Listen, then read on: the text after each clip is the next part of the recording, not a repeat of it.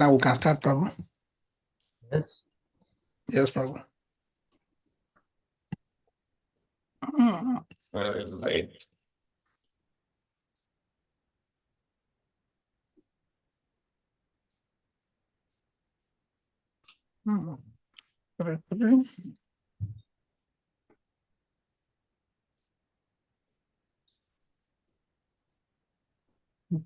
Now let me put the verse on the screen so you can start, please.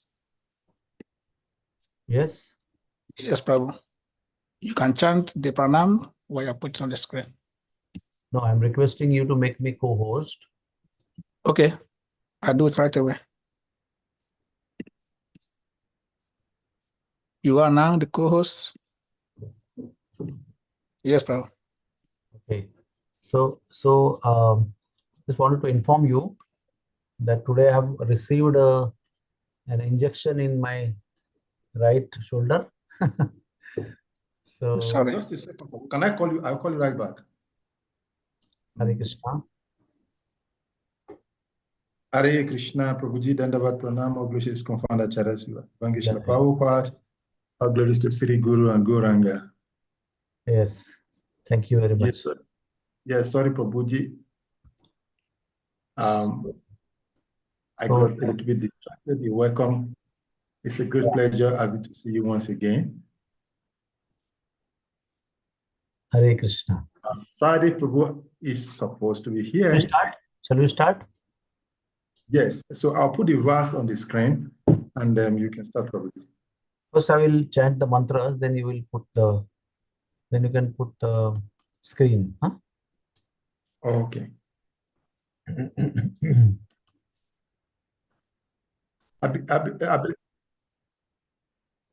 Om Ajnanatimirandhasya Jnananjana Chakshurunmilitam Yena Tasmai Sri Guruve Namaha Sri Chaitanya Manobhishtam Sthapitam Yena Bhutale Swayam Rupak Kadamayyam Dadati Swapadantikam Shri Krishna Chaitanya Prabhu Nityananda Sri Advaita Gadadhar Srivasadi Gaura Bhakta Vrinda Hare Krishna Krishna Krishna Hare Hare Hare Rama Rama Rama Hare Hare Om Namo Bhagavate Vasudevaya Om Namo Bhagavate Vasudevaya Om Namo Bhagavate Vasudevaya Hare Krishna. So now you can put the screen. Prabhu, here is the screen. Today Can you we are see the screen, Prabhu?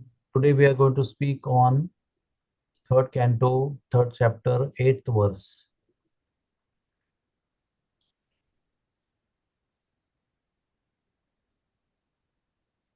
Can you see the screen, Prabhuji? No. Aleka, just remove it. I will share it. Okay. Hare Krishna, Krishna Krishna, Hare Hare, Hare Rama, Rama Rama, Hare Hare. Nachaprayeshu abhadreshu nityam bhagavata sevaya bhagavati ruttama shloke bhaktir bhavati naistiki Krishnaya vasudevaya devaki nandanaya cha Nandagopakumaraya Govindaya Namo Namaha. So today we are reading from 3rd canto, 3rd chapter, 8th verse. Asam muhurta ekasmin nagareshu yoshitam savidam jagruhe panin anurupaha swamayaya.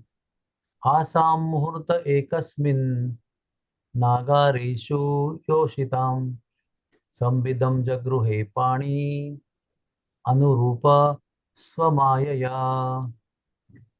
Asam, all those, muhurte, at one time, ekasmin, simultaneously, nana agareshu, in different compartments, yoshitam, of the women, savidhum, with perfect rituals, jagruhe, accepted, panin, hands, anurupaha, exactly to the match Swamayaya by his internal potency. Translation: all those princesses were lodged in different apartments, and Lord simultaneously assumed different bodily expansions exactly matching each and every princess. He accepted their hands in perfect rituals by his internal potency. Purport: in the Brahma Samhita 5.33, the Lord is described as follows in regard to his innumerable plenary expansions. Advaitamachyutamanadimanantarupam Adyam Purana Purusham Navayavvanam Cha Vedeshu Durlabhamaturlabhamatma Bhakto Govindamadi Purusham Tamaham Bhajami. O Lord, Govinda, whom I worship, is the original personality of Godhead.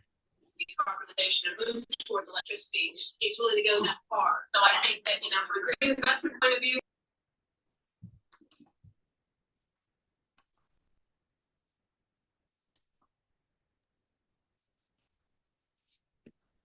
O Lord Govinda,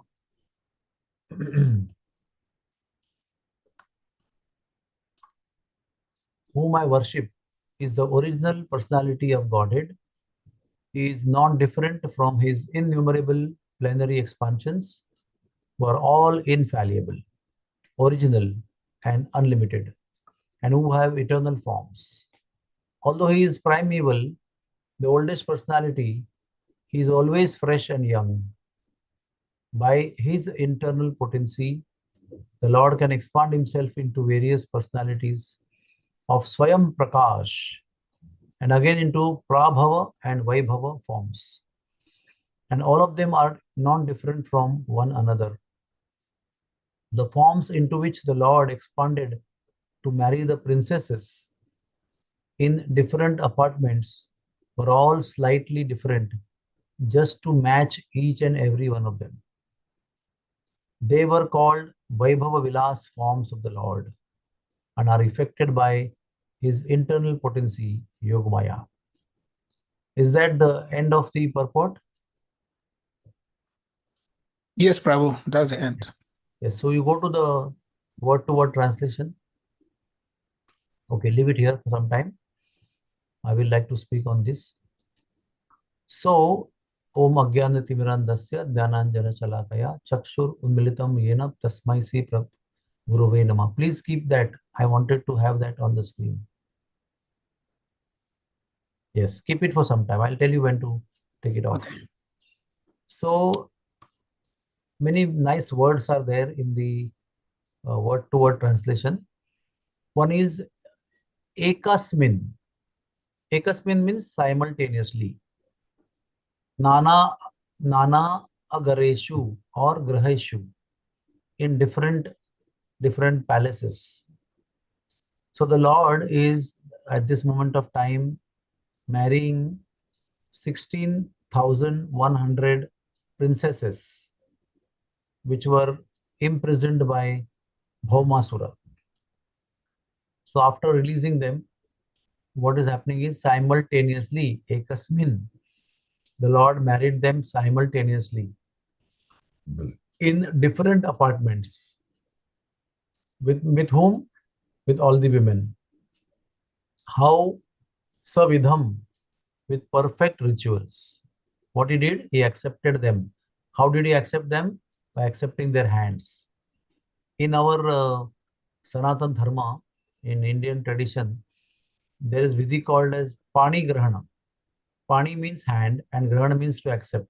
So here the word is mentioned Jagruhe. Jagruhe means also accepted.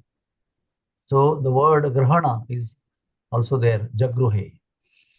Paninam Jagruhe. And then what?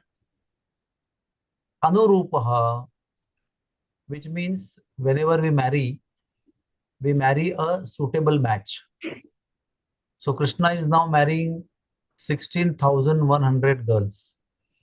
So he's only one, but there are 16,100. So what is he doing? he is matching himself exactly with everybody. He is making himself suitable to each and every different girl in a different way. How he is doing that? Swamayaya, by his internal potency. What is the internal potency? Parasya Shaktir Vividhaiva Suyate. Sri Krishna has got multiple potencies, unlimited potencies, and one of them is Swamaya, that is called as Yogamaya.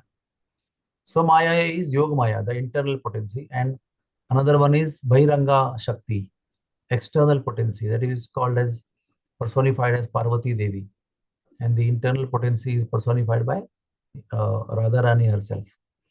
So now you can close. So this particular verse, you can see that how the words are perfectly utilized. Exactly how the wedding took place, one can visualize by the words. Apt words are used, perfect words are used. So before we go into the particular verse discussion, let us see the summary of the whole chapter, third canto, third chapter. It is describing in brief all the activities that the Lord did, and they are all expressed in short, because in detail all the activities are going to be described in 10th canto. In third canto, third chapter, they are just enumerated one by one. So let us just run through the whole chapter. After killing Kamsa, the Lord went to Ujjain, to the Gurukul of his Guru Maharaj, Sandipani Muni, sent by Vasudeva and Devaki, because they had felt that we could not do any rituals, we could not perform any samskaras. So then when Krishna released them, at that time Krishna asked them, Mother and Father, I have met you after a long time. How may I please you? So they said, please stay back, because we have lots of duties to perform for you. So he stayed back. So then the first thing, they did Upanayan Samskar of the Lord. They performed Janiv Sanskar. They gave Gayatri Mantra, Brahma Gayatri. And then he was sent to Gurukula of Sandipani Muni. After learning 64 different varieties of knowledge or arts or skills, the Lord asked his Guru Maharaj, what I should give you in return, that we call in our Indian culture as Dakshina, Guru Dakshina. That means we offer something to Gurudev, maybe gold, maybe cows, maybe money, maybe clothes, maybe scriptures, or maybe many, many more things. There are 16 items one can give as donations. Scripture explains. So when he asked his Guru Mata and Gurudev, what do I give you? So Guru Mata said, I had one son who died untimely. Could you please go and get him from the abode of death? So Sri Krishna went to the abode of Yamraj and brought the son of his Guru and Guru Mata back and presented the son as Dakshina. Then Sri Krishna went to kidnap Rukmini Devi to Kaundinyapur, Vidarbha Desha. That is today's India's Nagpur state. Nagpur is in Maharashtra state. Nagpur is city, and near Nagpur there is a Kaundinyapur, where actually Rukmini lived with her father and brothers. So there Krishna went and kidnapped her, and then brought her back to Dwarka, and then finally married her. Then he married with Satya Devi, one of the 8 principal queens, by defeating 7 bulls. It's a nice story in 10th canto. Then he married Satyabhama. Of course, first he married Rukmini, then he married Satyabhama, Jambavati, Satya, Mitravinda, Nagnajiti, Lakshmana, total 8. So one time Satyabhama wanted to have a Kalpavruksha called Parijata or Prajakta. It's a long story how there was a internal rivalry between Satyabhama and Rukmini for the flowers of that tree. It's a very, very divinely fragrant, beautiful, softest petaled flowers, which are even today there on earth.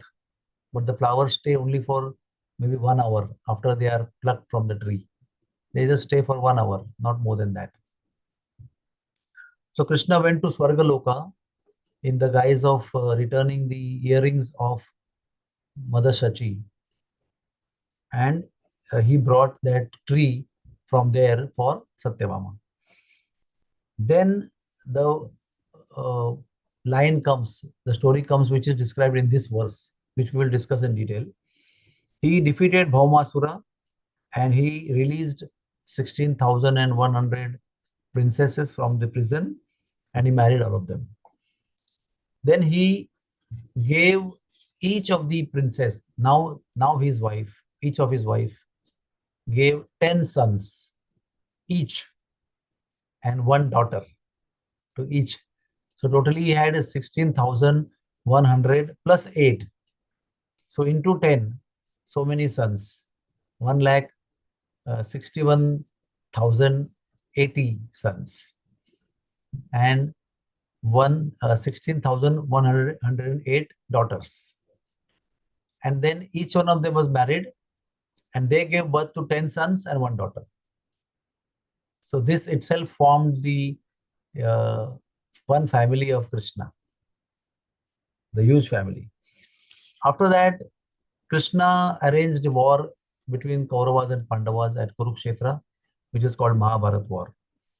And then the end of this war, it is explained in this chapter that Krishna got Duryodhana killed by the hands of Bhima. Then Sri Krishna thought that I have been annihilating unwanted population. Even my own family, Yadu Vamsha, is also unwanted population, a burden on earth. So he released them. He somehow arranged to annihilate his own Vamsha, Yadu Vamsha. Then after that, Ashwatthama released Brahmastra towards Uttara, the Uttara's womb, where Parikshit Maharaj was staying inside the womb that time. So he saved Parikshit Maharaj by nullifying the effect of Brahmastra, the greatest weapon, and saved Parikshit Maharaj. Then he installed Yudhishthira Maharaj as the king of the universe, Chakravarti Samrat. And he performed the yagya called Rajasuya Yagya, is to authenticate the kingmanship of Yudhishthira Maharaj, to get him accepted by everybody on earth, not only his kingdom. And then to exhibit renunciation, Sri Krishna also left this world by accepting renunciation, and he renounced his body and he left for the spiritual world. So this much is explained in 3rd chapter.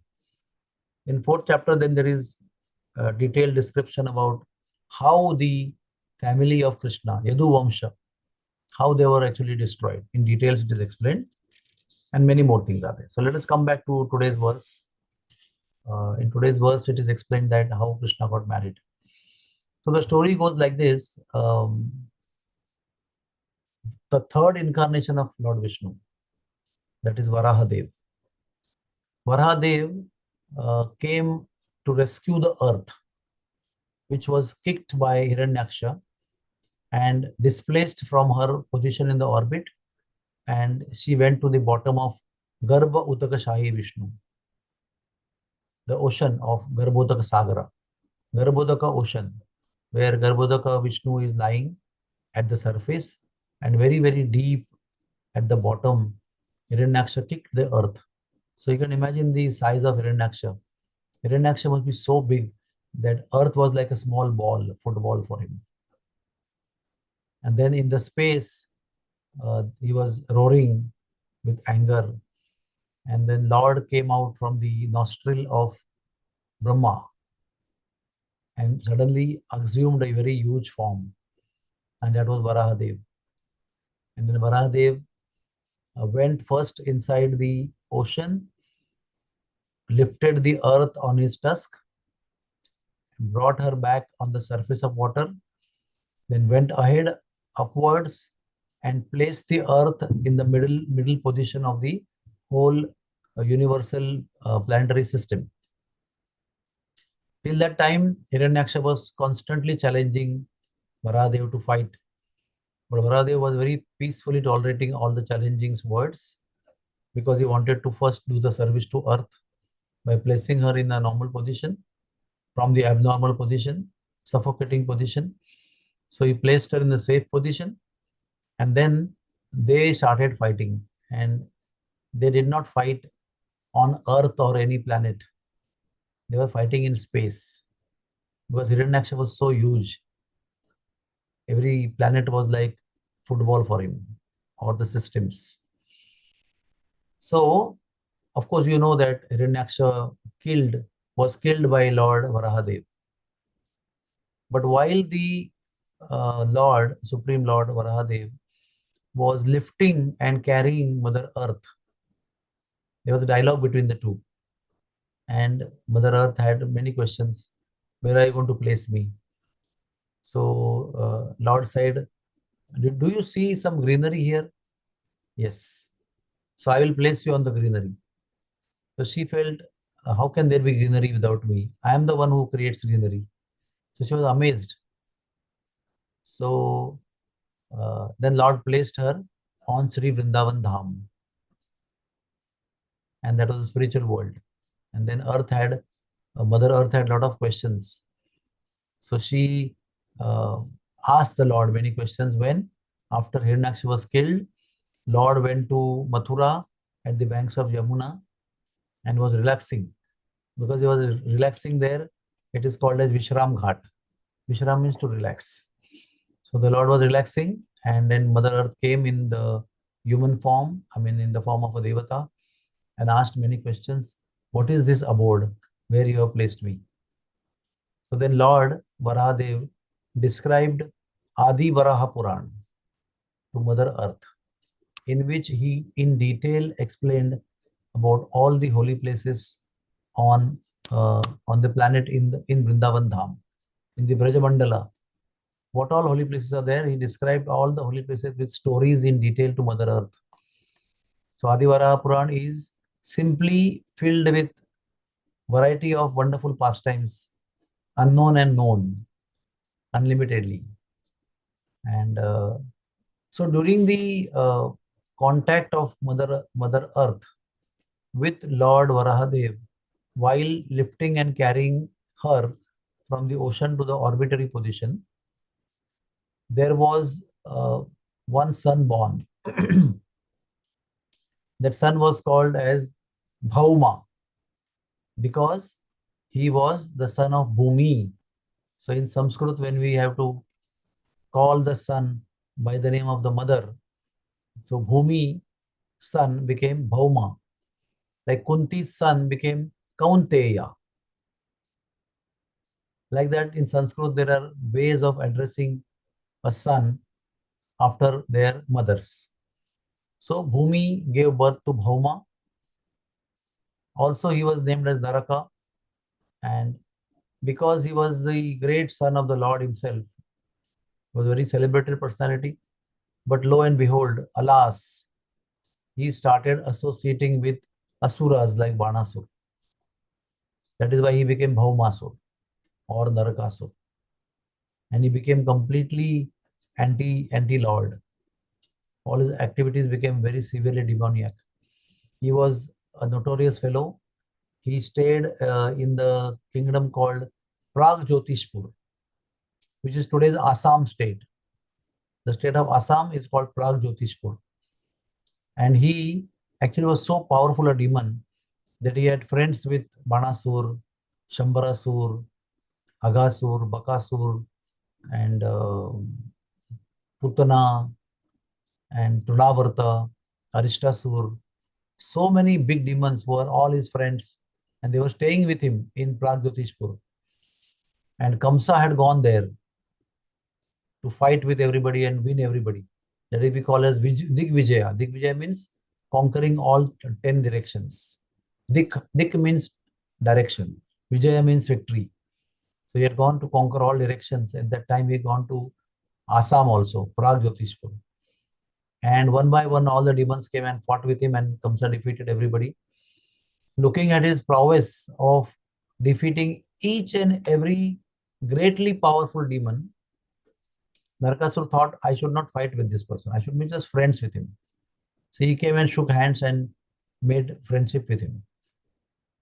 So that's why Narakasur was not taken to Mathura. But all those who were defeated by Kamsa, they were made servants, and they were taken by Kamsa to Mathura to keep them on call. Anytime he wanted, they were on call. So this is the little history of Bhaumasura. Why I told you, because you should all know from where this Bhaumasura came and how powerful he became. He was very much respectable amongst the demons as most powerful. So what he did was, these demons have some amazing desires, amazing, unbelievable, nasty desires.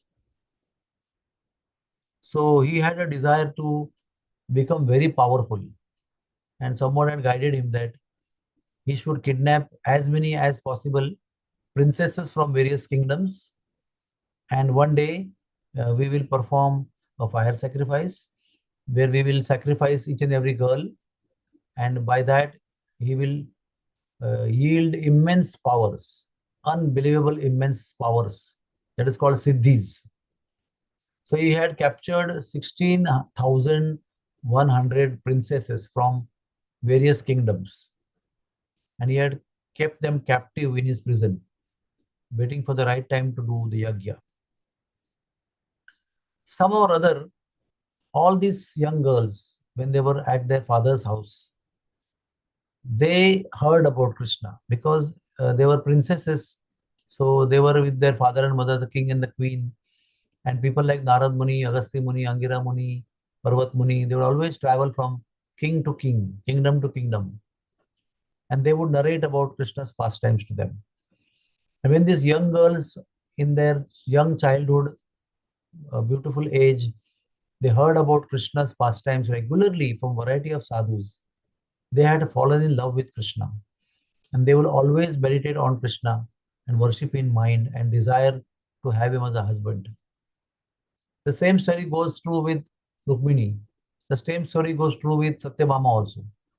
Jambavati also. Everybody, all of them were actually original devotees of the Lord, simply by the process of hearing about him, not seeing him. So the marriage of Krishna with the 16,108 wives is all based on the glory of Shravanam, by the process of hearing.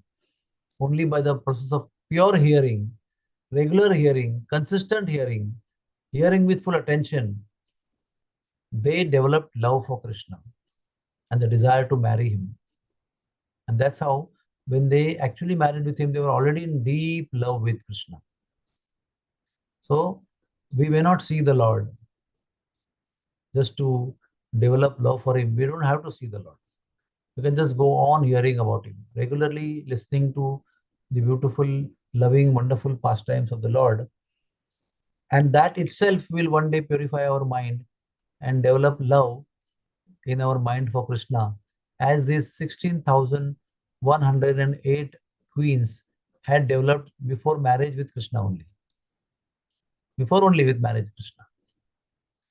So then these 16,100 now, 8 are married with Krishna. And then Satyabhama said, I want to have the tree. So let me please go, take me to Swargaloka. So she was on a personal ride with Krishna. Who? The second wife, Satyabhama, the daughter of Satrajit. She was from Dwarka only. So Krishna took her on the chariot to Narkasura's kingdom, that is called Pragjyotishpur. Because Krishna is very clever and very smart, and he is very expert in multitasking. He wants to fulfill always many, many purposes in one activity. So he thought, anyway, if I have to take you to Swargaloka for giving you that tree which you want, the Parijataka tree, so what I should do? Better I go to Narkasur, because this Narkasur had stolen the celebrated earrings of Indra's wife. In the conquering efforts and disturbing the demigods, he had gone to Indra, defeated him, and Indra's wife's earrings were extremely famous in all the 14 planets. So he wanted to have those earrings. So he had captured those earrings of Indra's wife. So Krishna thought, if I have to go to Indra Loka to bring a tree for you, why not kill Narkasur and take the earrings from him and then go to Swargaloka and then return those earrings to um, Indra's wife and please her, and in return happily get the tree also back. So multi-purpose, even demigods will be able to see me. I will be able to please the wife of Indra. So on the way, he took a detour and he went to Assam, that is Pragjyotishpur, the kingdom of Narakasur. And in Srimad Bhagavatam 10th canto, it is described how that kingdom was protected by so many layers of highly technical, powerful coverings. One was electrical covering, one was magnetic covering, one was subtle mantra covering, one was snakes standing at the next border, one was demon Mura, who was also guarding. Like that, there were so many coverings. There were, what do you call, in the war they make, they dig the holes in the ground, and it is called the ditches, They hide in the ditches, they come out and shoot, and again they go inside. His whole kingdom was surrounded by such ditches. And there was a lot of amount of water was there. The water was electrified. If you cross that, then comes electric covering. If you break that, then comes magnetic covering. Like that, there was such a highly technical, highly advanced security system was there. And then if you cross everything, then the demon Mura was there. If you defeat Mura also, then there are 2 snakes. And then you enter the kingdom. So Krishna with his Kaumadaki club destroyed all these coverings one after another, along with Satyabhama on his chariot. And then he went inside and then he challenged Narkasur, Bhaumasur. And then he was amazed. A long story is there, of course. Mura also woke up. Then Krishna killed Mura demon. Many things happened. I don't want to go in details of that. So then Narkasur, when he saw Krishna entering, breaking all the security systems, Narkasur was very surprised, highly, highly surprised. How could any human being on all the 14 planets break the security systems created by Narkasur and his security agents? He was very amazed. And then Krishna challenged on top of that. And he was highly technical in his warfare. He had so many astras, shastras, so many mantra, tantra, everything was there with him. He was highly equipped, great demon. Although he was son of the Lord, he was actually son of Krishna because Krishna came in the form of Varahadev. So actually, father was fighting with son. Great lesson to learn from here. Krishna does not care whether he is my son, my daughter, or my family member, or enemy. If he is anti-Lord, anti-Dharma, anti-Vaishnavas, he has to be destroyed, whether he is son or uncle or anybody. So who was Kamsa? Kamsa was his uncle, own mother's brother. In fact, Shishupal also was condemning him. You are the killer of a family member. Respectable, adorable family member you have killed. What kind of a culture you have? But Krishna killed Kamsa because he was demoniac. Krishna killed Shishupala, also was cousin brother of Krishna. Krishna killed so many. Dantavakra also was cousin brother of Krishna. Kauravas were also cousin brothers of Krishna. Distant cousin brothers. So you can see whole Krishna's lifestyle, or when he was alive in this, he came down to the material world to perform his lila. He killed most of his family members only. Finally, he killed his own family also, because they were also burdened to the earth. Krishna says that even Lakshmi Devi and Balaram ji are not so dear to me as my devotees. My devotee is more dear to me than my wife Lakshmi Devi and my brother Balram also. He loves his devotees so much. And those who are troubling his such devotees, he does not see even 1 second and goes and kills them. So how much Krishna loves his devotees, that is one thing to learn. And even if one is the close family member of Krishna, like his own son, if he goes anti-Vaishnava, anti-dharma, then he will be also killed. Krishna will not spare him. So how Krishna is impartial, this shows that. So there's a great war and a very highly technical war, and he throws weapons, astra, shastra on Krishna. Krishna destroys all of them. Finally, Narkasura is killed. When Narkasura is killed, Krishna knows everything within and without. He goes straight to the prison house where these 16,100 girls were kept captive. And what he did, he released them from the prison. Now, they were very happy to see Krishna. They were all excited. They were all excited to see their beloved Lord for the first time. That too in such a condition where they were very helpless, and Krishna came and saved them actually. They were very, very, very happy to see Krishna for the first time. The Lord of their lives, the Lord of their meditation, the Lord whom they were hankering for so many years of their life. They were hearing about him and they had developed pure love for him. But their happiness did not last for a long time. They started crying and they said, "Oh Krishna, thank you very much for saving us. But now we have to perform suicide." He said, "Why?" "Because we have been forcibly dragged by this demon Narkasur whom you killed. But we have stayed within his house without our father's and mother's sanction." Of course, there's no question of sanction, they were forced. But we have stayed in somebody else's house without getting married to that person. So if we come out of the prison of such a person, then no boy or no marriageable boy will accept us as his wife. So our parents also will not accept us because we are considered to be contaminated by our forceful stay in the house of a demon. So we have no social position. We are socially deprived, completely deprived of all position, any position. So Krishna felt great compassion on them. They were large numbers. Many people feel that Krishna is so lusty. He has married so many women. Already he had 8. He could have been satisfied with them. He should be happy with them. He married more 16,100 girls. Why? He just didn't marry because they were very lusty. He married them out of compassion. Because so many great devotees of the Lord would have had to perform suicide because having no position in society, including their parents' house.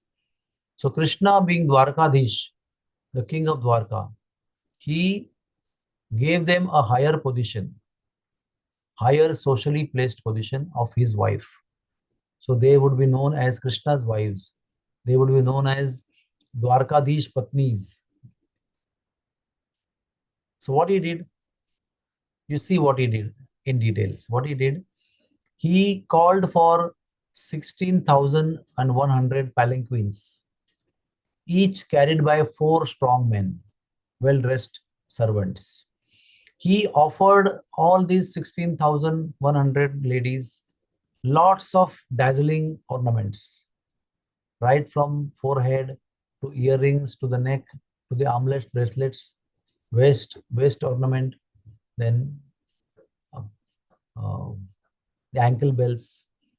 Every single ornament that can be worn and that is precious was offered by Krishna to each and every girl. And then Krishna offered them very costly silken clothes. So they were in the prison dress, their hair disheveled, and they were very sick looking, tired looking, exhausted looking girls. But by looking at Krishna, they became completely beautiful. And they were adorned with beautiful clothes and ornaments and dresses.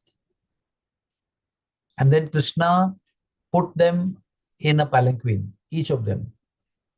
and ordered them to carry them to Dwarka, and sent a message to Kunti Mata that please maintain and take care of these girls till I come back, because he had a mission to go ahead to Swargaloka, and there was a time in between, he couldn't marry with them immediately.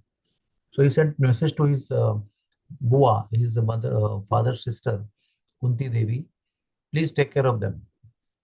So they were all transported from Assam, which is now northeast of India, the end of India, northeast side, straight to the western side of India in the ocean called Dwarka.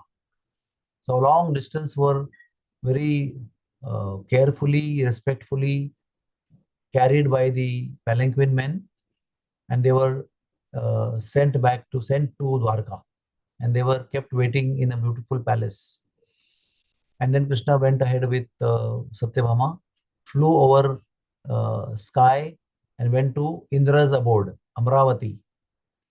And there he met with Indra's mother, Indra's wife, and returned the earrings. And Indra's mother did a lot of felicitation of Satyabhama, gave her clothes, ornaments, flowers, everything, respected her like we respect a newly married woman by elderly women. And on the way back, Krishna plucked one of the trees as per the desire of Satyabhama. And then Indra's soldiers attacked Krishna. Indra also came to attack Krishna. Just few moments back, he had worshipped Krishna as his greatest guest. Just few days back from his calculation, he has just gone down with Samvartaka clouds and tried to destroy Brajbhumi, and Krishna had subdued his ego, put his ego in his place, and he had surrendered and begged for forgiveness. But still, he forgot. He forgot all that. He forgot just few moments back, Krishna had come home as a guest, and he was worshipping him as Supreme Lord. But the attachment to large amount of wealth gives one lot of ego and lot of selfishness. The attachment to wealth and pride and position and respect, all the thing is extremely detrimental to the soul of a person. So due to the extreme attachment to Nandanvana, which is the very prized forest of Indra, he forgot. So Krishna defeated him in the war, right in the war in the sky. Again he came back to his senses. Again he fell at his feet of Krishna and begged forgiveness. Krishna forgave him. He said, you go away. And with the tree, Krishna came back to Dwarka, planted the tree in Satyabhama's courtyard. And then what Krishna did was very amazing. Krishna, by the help of Vishwakarma, the celestial architect of Krishna, he created 16,100 new palaces. They were not like row houses, same design and everything same. Or if you go to any palace, any bungalow, it's like same row house of ground plus one and some terrace and some courtyard. It's not like that. Each palace was a unique palace, uncomparable to the other palace. And there are already 8 specialized palaces were made by Vishwakarma for Krishna's principal 8 queens. They even had a specific color like pink, blue, and different shapes, octagonal, hexagonal, variety of shapes there were. It is described in various scriptures about the beauty of Rukmini's palace, the beauty of Satyabhama's palace, the courtyard. It was like a huge property each palace had. So already there were Krishna's palace separately. There were 8 queens, different palaces. There were different palaces of all the ministers. Plus there was city walkways, city roads, highways, and waterfalls and rivers and water ponds and beautiful trees and birds and forests, and everything was already there. Plus Sudharma assembly was there, which Indra had gifted the Lord on his earthly kingdom. That was separately beautiful monument. Plus Krishna created 16,100 palaces. That is one amazing thing. Second amazing thing, Krishna expanded into 16,100 forms. They were all same forms called as Prabhava and Vaibhava Vilas. Technically they were same, but personally they were not same. What we have to understand here, by the description of Rupa Goswami and other acharyas, they were called as Vaibhav Vilas forms of the Lord, which technically are all same qualities, same Aishwarya, same opulences, everything. But personally, they were different. They were personally suitable to each and every girl, princess that Krishna was going to marry with. And simultaneously, Krishna married with each and every girl at the same time, the same muhurta, at the same auspicious time. He had one priest, one in each palace. That means he had 16,100 priests, Brahmana Purohita, who was conducting the marriage and very ceremonious, in a very perfect rituals without making any mistake. As per the Vedic Samskruti, Vedic culture, he performed every ritual, and with all perfect rituals, Krishna accepted the hands of each and every girl and married them very beautifully and ceremoniously. Each girl thought that is only marrying with me at this moment of time. They knew that Krishna is going to marry everybody, but they thought he must be marrying them at a separate times. 1,600, 1,100 times he will marry. He will go to each and every girl, and in different venue he will marry them. But none of them knew that he was actually marrying them all together at one point of time, on the auspicious time, muhurta, with all the rituals being performed. So this is the description of today's verse. And then Krishna also was present in each and every palace every time. In the morning when he would do his rituals, it is Narad Muni went to see. Oh, let me see what is he doing. So many wives. Ordinarily, the king cannot manage more than 10 wives, and a lot of fighting is there in that. And here our Lord is having 16,108 wives. How is he managing? He had curiosity. So Narad Muni went to Dwarka, and each and every palace he saw, Krishna was doing different wonderful activities. At some palace, he was sitting and taking breakfast with his wife. At some palace, he was playing with his children. As I told you, he gave 10 sons to each wife. So he was playing with his children. At some palace, he was performing meditation, early morning, dhyana, his own meditation, sadhana. At some palace, he was swinging on the jhula with that wife in that palace. So he was amazed. Narad Muni was amazed. He found him everywhere. He was not going from palace to palace. Okay, I'll play with these children over here. Then I'll go and swing over there. Then I'll go and take breakfast there. Then I'll go and do meditation over there. No, he was there in every palace doing all different activities at one point of time. And then it becomes time to go to his assembly. Then what he would do? 16,100 Krishnas would come out of each palace, come together to the main gate of the colony of the palaces of queens. All the forms would become one. He will become one Krishna. And one Krishna will go to the assembly, Sudharma, perform his business whole day. In the evening, when he comes back at the gate of the Dwarka Patni colony, main gate, then he will again divide into 16,108 forms and enter in each palace as if he is entering only that palace.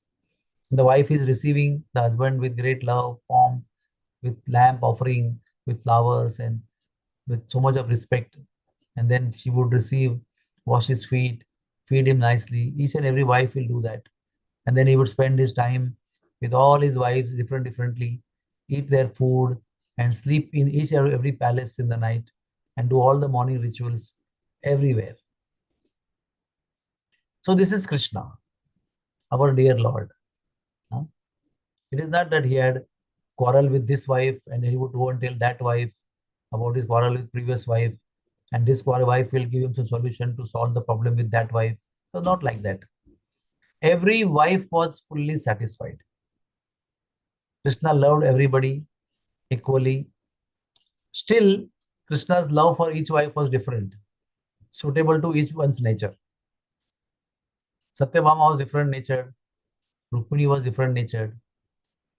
And the 16,100 wives were headed by Rohini. One wife called Rohini was the chief among the 16,100 wives. Krishna loved all of them equally, gave them 10 sons each, one daughter each. This fully satisfied them from the point of view of a family man. From the wealth point of view, food point of view, clothing point of view, ornament point of view, children point of view, respect point of view. He respected everybody and made their life completely perfect and satisfied. And why do we read these pastimes? These perfect pastimes, perfect activities of the Lord, in a very amazing way, by multiplying his forms in a unique, suitable form.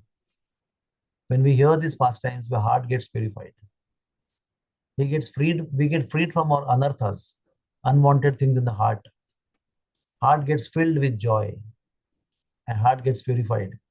And the love that he is exhibiting to his wives, some amount of love starts popping up in our heart also. That is why we read Srimad Bhagavatam. We read Krishna's beautiful pastimes. And that is the perfection of life. If you have any anxiety, any worry, any psychological problems, any tensions, any difficulties in life, just read Hari Katha. Just hear Hari Katha. Immerse yourself in Hari Katha. Believe me, we say this in our Katha, in our Pravachan, but when difficulty comes, we forget that and we get immersed in trying to solve those difficulties. At that moment of time, we should simultaneously try to solve the difficulties, but run towards two things: the holy name of the Lord and the holy pastimes of the Lord. Take shelter of these stories and take shelter of chanting of the holy name. All our miseries will be mitigated by the Lord. Either they will be mitigated or they will stop affecting you. They will remain, but they will not affect you. You will become immune to the effect of all the miseries when you will hear the holy Katha of the Lord and when we will chant the holy name of the Lord. Hare Krishna, Krishna Krishna, Hare Hare, Hare Ram, Ram Ram, Hare Hare. I was telling you in the beginning of the class that today I have received injection in my right shoulder and I can't even move that. It is quite painful and heavy. But when I was talking to you about Krishna Katha, I have totally forgotten that my hand is in pain. So this is a right in front of you, the proof that the misery is there existing here. But you can go above the misery by describing the holy, beautiful, transcendental pastime of the Lord. And when you remember the Lord, also it will help you to transcend the misery of life. When you narrate, when you hear, we chant the holy name, or you remember the Lord, all these activities will help us to transcend, not rot in the level of the miseries, but help you to go above the miseries. And by the way, none of us can actually mitigate any miseries of life. We have to simply get detached from them and go above them. Then that is possible. Nobody can claim that I can correct all the situations, I can solve all the miseries, and I can actually buy peace and happiness. It's not possible. The Trigunamayi Maya of the Lord is very powerful. Mama Maya Duratteya, very, very difficult to anybody to even imagine to cross. What to speak of winning over? We can never win over Maya. She is so powerful. But Mamevate e prapadyante, Mayam etam tarantite. You take shelter of the Lord. Prapadyante, Mayam etam tarantite. All this in difficult, uncoverable, indefeatable Maya can be easily crossed over. The ocean of Maya can be easily crossed over like puddles crossed by the calves of cows, the baby of cows. How they cross a puddle? Simply like that, we can cross over the deep, vast ocean of birth and death and miseries. Simply by taking shelter of the Lord. Mam evayi prapadyante. Only Mama evayi. Evayi means only me. When you surrender to me, the most indefeatable agamya Maya becomes easily defeatable. Completely, you can go above the Maya level and be with Krishna and be happy in life.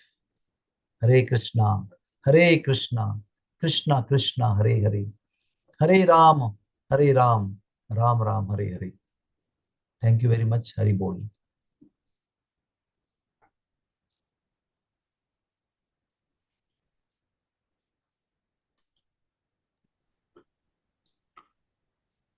Thank you, Prabhu, for a nice class. Please, the vote is finished. I have opened the audio. Sahadev. If anybody has any questions, you can ask. Hare Krishna, Prabhuji. Thank you so much for this wonderful Narakasura Leela.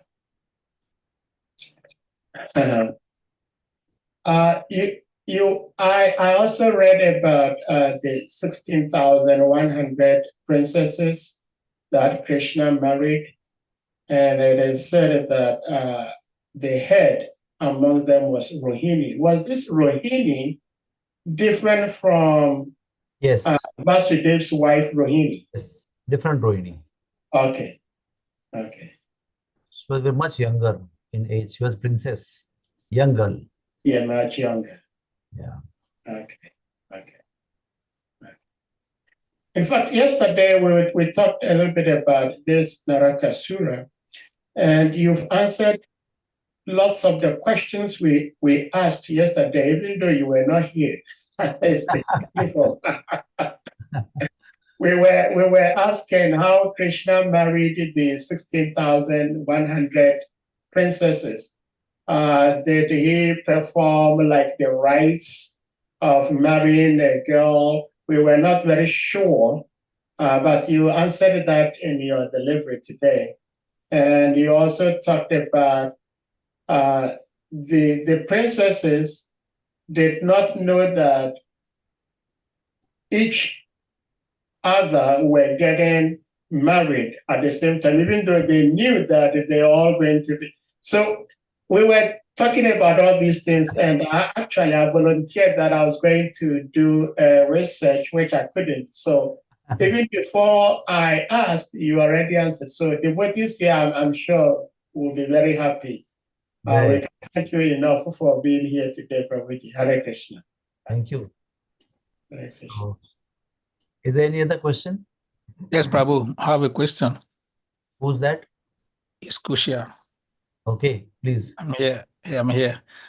You speak about how Krishna was deceiving the gopis. Everybody thought Krishna was marrying only her. So it's not a lie. Krishna was lying. And when we lie, they say we should not lie. But we are told that we are part and parcel of Krishna. Whatever qualities we have exists in Krishna. So are we lying because Krishna was lying to the gopis? Krishna was not lying, gopis. Who told you? He was deceiving the gopis. So we cannot say. How? Tell me how. Tell me how. How you lying, gopis? I mean, in material world, how people lie and deceive each other. Is it because it's coming from Krishna, the original source of everything? First, you tell me how Krishna was lying. Let me understand that first. How do you make that statement? He was lying. He was deceiving the gopis, and they believe him. He wasn't straightforward. If you read Nectar of Devotion, further chapters in Nectar of Devotion, when there is pure love, conjugal love between gopis and Krishna, there is an explanation about love in anger, love in depression, and love in envy. All these loves are explained. Yes. So when Krishna, for time being, I believe that you say that Krishna was deceiving them and cheating them, lying to them. Even if I believe in these statements, these kind of cheatings is in the pure love. They're not like our perverted love and our perverted selfish cheating that we do with our beloveds. Yes. Men and today's women, they cheat each other and have dates with many men and women separately, Yes. So this is not like that. What we go through is a perverted reflection of that pure love. So in spiritual world, when Krishna even comes down, brings the spiritual world down, the interactions between the devotees and Krishna, apparently from normal point of view, appear to be cheating or deceiving, or many like stealing butter, looking very worldly and ordinary.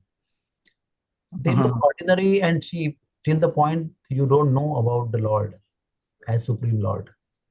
That's why there are 9 cantos, to learn about him and his devotees, right? So when you learn about him and his devotees in different forms, first Narsimha Dev, Vaman Dev, and Parshuram, and then you will finish 9 cantos, you are prepared fully to understand the transcendental nature of Krishna's activities. If you don't read 9th cantos and other scriptures properly or Bhagavad Gita properly, then the transcendental nature of the Lord and his activities cannot be understood. Then we can only understand it as ordinary activities. And when we understand Lord's activities as ordinary and Lord as ordinary, then only thing you will understand is ordinary. Whatever you get a take-home message is very ordinary, because our vision is quite ordinary or materialistic and ordinary. So the one way it is right, the cheating propensity, from where it is coming. Or it is coming from yeah? But it is coming in a pure way, and we are misusing in a perverted way. Like there is a liquor in even spiritual world. Divine drink is there, which invigorates you and invigorates your senses to very high level of spiritual enjoyment.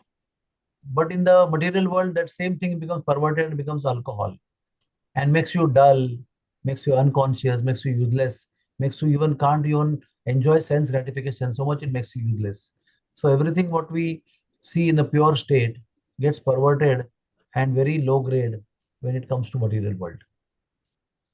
But for that, we should understand that that is the origin is in Krishna. Origin is in a pure way, but when it becomes in material world, we make it perverted. And when we again go back to the spiritual consciousness, then we understand that those things were very pure, and we relish them in Krishna. When Krishna will say, according to you, deceives gopis or steals the butter, or makes mischievous pranks in childhood pastimes, then you understand it's all pure, all transcendently pure. Okay? Yes, Hare Krishna. Hare Krishna. So, if there is no more question, then I can take your leave. Yeah, Harinam Kirtan. I have a question, and then Harinam Kirtan Prabhu also has a question. Maybe Harinam Prabhu, you may go before me. Yes. Hare Krishna Prabhuji. Thank you so much for sharing beautiful Krishna Katha. I have one question, Prabhuji. You mentioned about the 16,100 princesses which were kidnapped by Bhomasura Narakasura. And I think we have heard before also they are the rishis from Ramayana, right? Some of them. No. They were not rishis from Ramayana. Rishis from Ramayana, they became Rishichari gopis in Vrindavan. There are Rishichari gopis, there are Shrutichari gopis, there are Nagakanyas, there are at least 25-30 types of gopis. There are different stories out there. So the rishis in Dandakaranya, when they saw Lord Ram, they got attracted to him in conjugal way, and they expressed their desire to Lord Ram. We want to become your wives. So Lord Ram said, I'm only Ekapatni, only one wife in this life. Next life, when I come as Krishna, I will marry all of you. So they became Rishi Chari. Those who were rishis, they became gopis in Nandagaon. And then they performed Ras Leela with Krishna. And in Brahma Samon Leela also, they got married with Krishna. Okay. Any other question? Yeah, from one more thing. You quoted one line that even Lakshmi Devi and Balramji are not dear as compared to his devotee. 10th canto, Krishna is having one shloka where he explains that my devotee is so dear to me. Even my wife Lakshmi and my brother Balram is not as dear as my devotee. I can even sacrifice them and sell myself to a devotee. Even in Chaitanya Charitamrita, there are verses like that. Okay. Yes. Okay. Yeah. Thank Yes, you, Prabhu. Sadhu Prabhu, you can talk now. Yeah. Hare Krishna. Thank you so much, Harinam Kirtan Prabhu, because the question Harinam Prabhu asked was another question we were asking yesterday. It's amazing. You arrange one class, I will narrate to all of you all the different 25 types of gopis and their origins in the previous lifetimes, where they were, that would be beautiful. how they became gopis in different parts of Krishna's Vrindavan pastimes, and how they came to Krishna and how they got married with Krishna. All there are different descriptions are there. Beautiful. All gopis are not same. Different gopis. Different gopis, and they also, all of them did not dance at one time with Krishna. Different groups danced with Krishna at different times. And also, all the gopis existing in Vrindavan, young girls, all of them were not qualified to dance with Krishna. Only those who were pure devotees, they could dance. And many of the gopis, they performed butter churning pastimes, and Krishna stole butter with them. And all the pastimes they were participating. But all of them could not participate with Krishna in Rasa Leela, because there were gradations in those gopis also. These gopis are different types of gopis, and then there are Nitya Siddha gopis, like Mada Yashoda, Rohini, and Ashtasakis, and Manjaris. They all are different, although they are in conjugal rasa with Krishna, but they're all different. And Krishna is individual with them in all their differences. Krishna still is one-to-one individual with them. Jai. Hey, Kusha, you're there, you're hearing, you're listening. Yes, we pray that we'll be able to arrange for such a beautiful katha about the gopis. Special, at least 2 hours minimum. Yeah, wow, that would be beautiful. Yeah, I have made notes. I've studied all of them and made notes. It's all ready with me. Anytime I can refer them and come back to you. Okay. Well, Prabhu, I have one last question.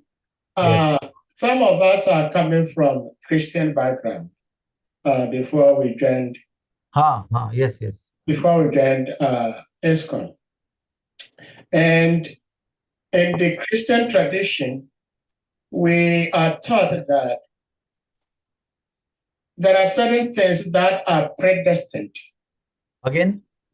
That they are predestined to take place.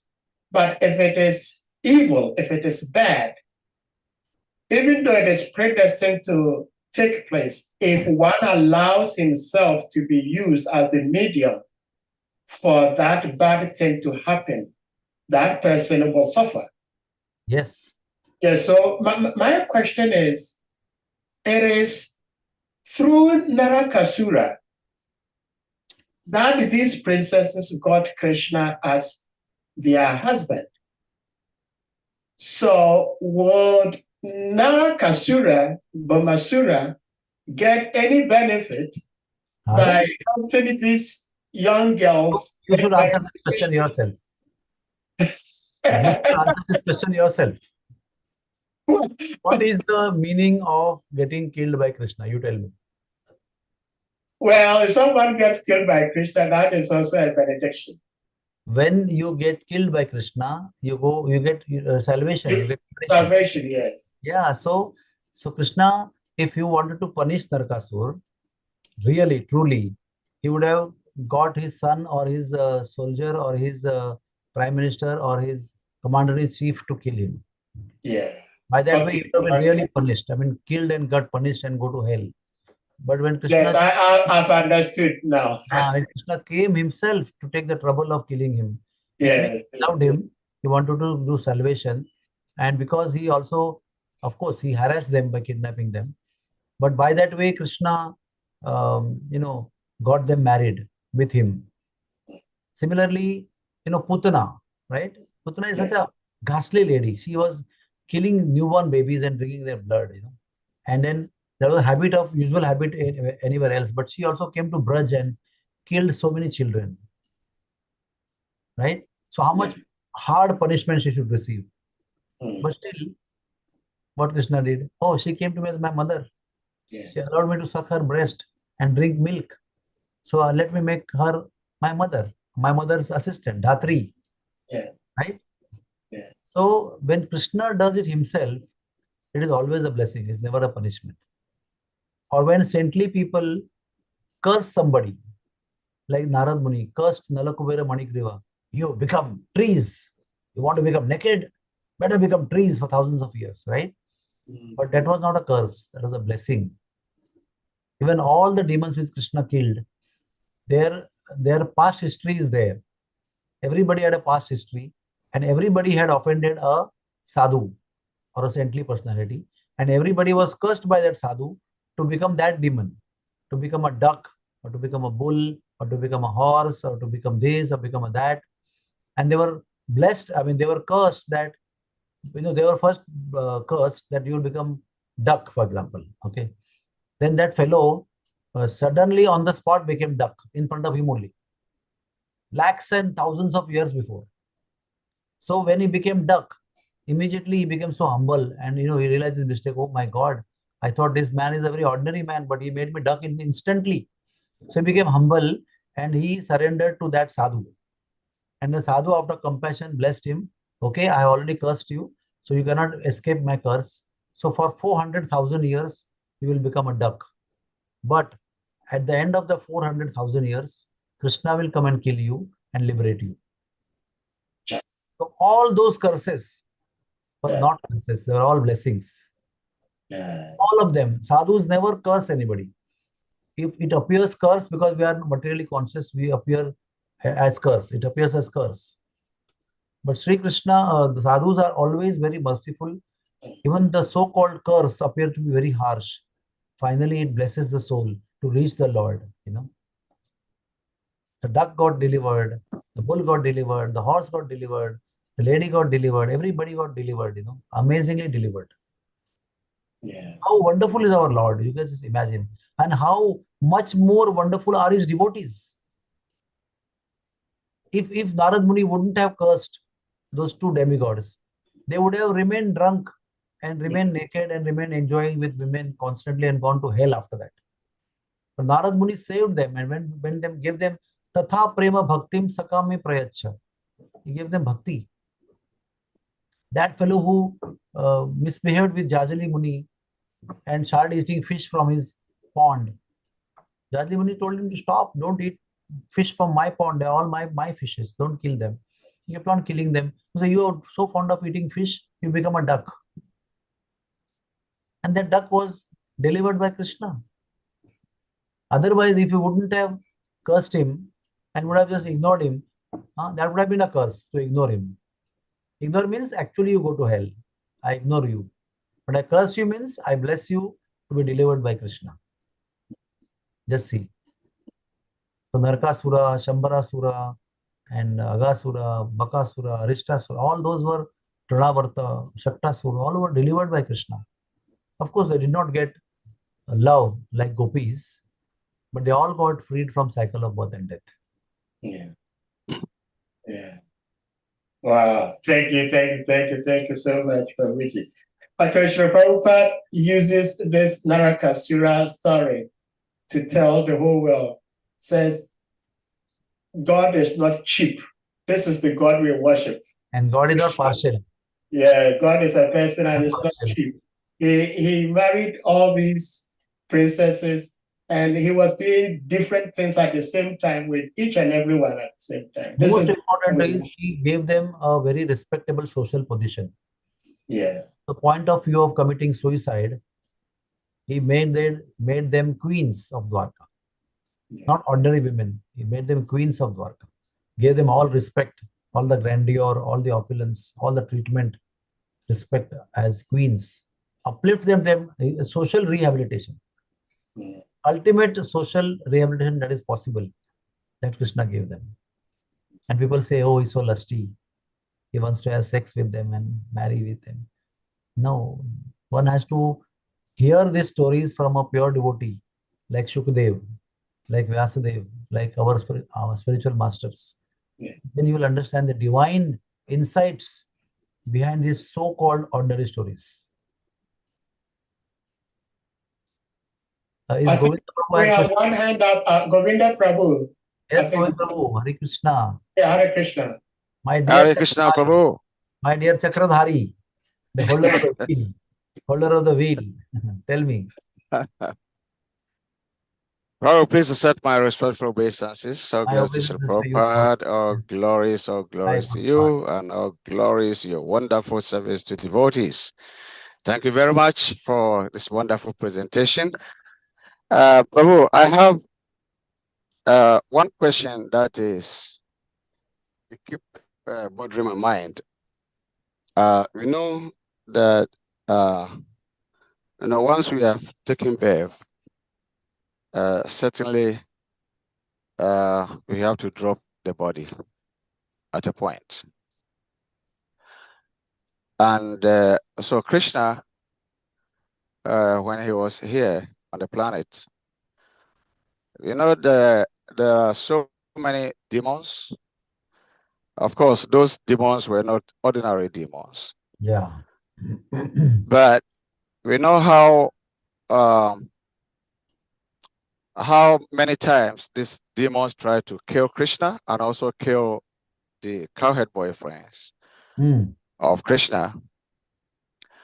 And all their attempts did not work because darkness can never stay whenever the light appears. Yes. And so all these demons were killed, they were mitigated. We know that these devotees of those with Krishna, they were all pure devotees. Yes. But I am not pure, and I believe some other devotees are also in my same shoes.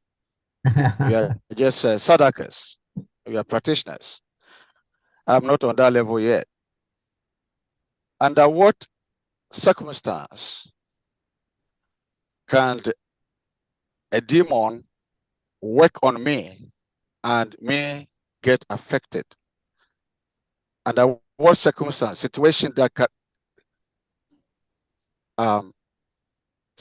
that I can find myself in that will open the room, the avenues for someone to cast spells on me, and it will actually work on me as a practitioner. So this is a question?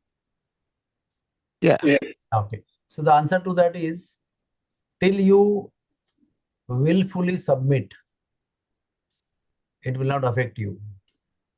When you will say yes, it will affect you. At any given point of time, we are all subjected to such kind of influences, such kind of effects of bad association. And also at all given times, we are given opportunity for saintly association. But when we choose the bad association, then it starts affecting us. When we say no to that, however it may try to influence, it will not be affecting you.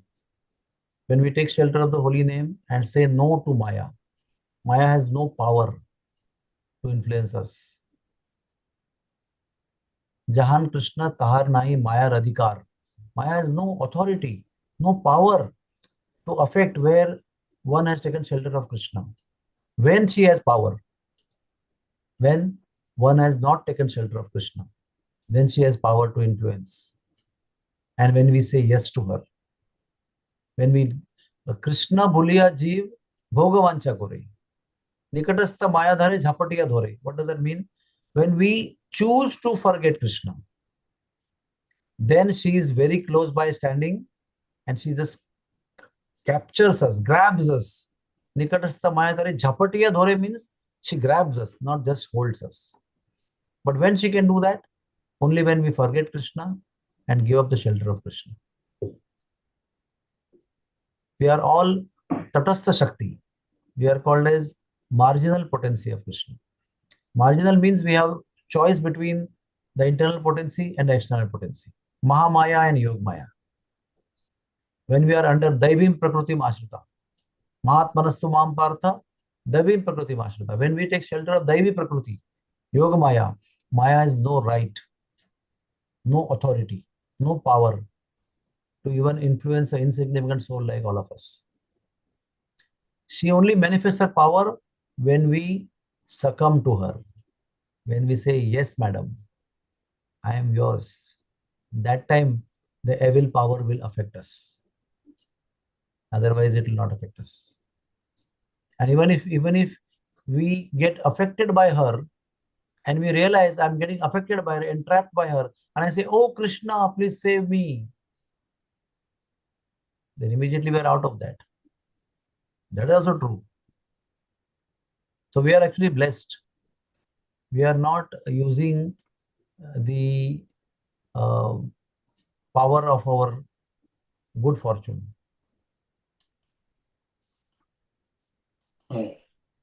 Thank you very much, Prabhu. Let me again play my question this way. This time I'll go direct so that you can give me that part, the answer to this part of the question. That in Africa,